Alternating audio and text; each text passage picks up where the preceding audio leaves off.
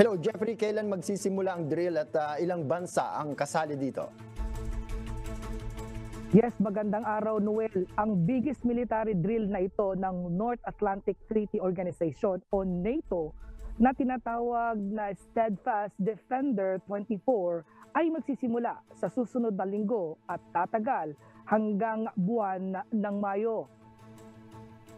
Lalahukan ito ng nasa 70,000 tropa ng militar mula sa 31 member countries, gayon din ng Sweden na nahahanda na maging ika-32 miyembro ng NATO.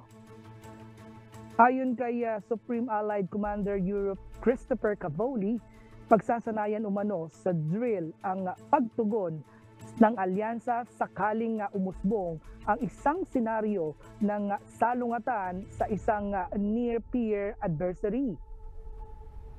Sa ilalim ng bagong defense plan ng NATO, ang Russia at ang teroristang organisasyon ang pangunahing kalaban nito.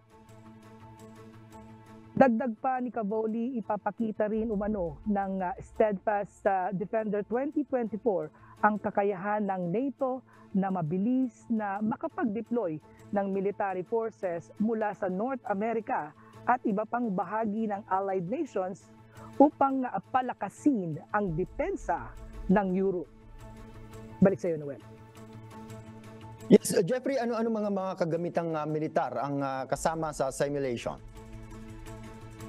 Noel, mahigit sa 50 barko mula sa aircraft carrier hanggang sa mga destroyer ang nasasali, gayon din ng higit sa 8 fighter jets, helicopter at drone at hindi bababa sa 1,100 combat vehicle, kabilang na nga ang 133 tanks at 533 infantry fighting vehicle ang gagamitin ng NATO forces.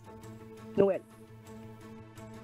Oh, ay si malaki-laking drill pala ito. No? At maiba lang ako, Jeffrey, update mo nga kami, kamusta ba ang weather situation naman dyan sa inyo at makapal na yung yellow dyan sa background mo, Jeffrey?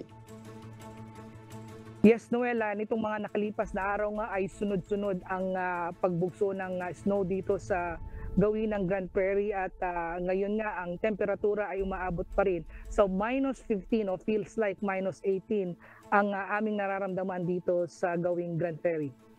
Noel. Ayun, sige, salamat sa update at ingatan kayo dyan. Maraming salamat, Jeffrey Reyes mula sa Grand Prairie, Canada.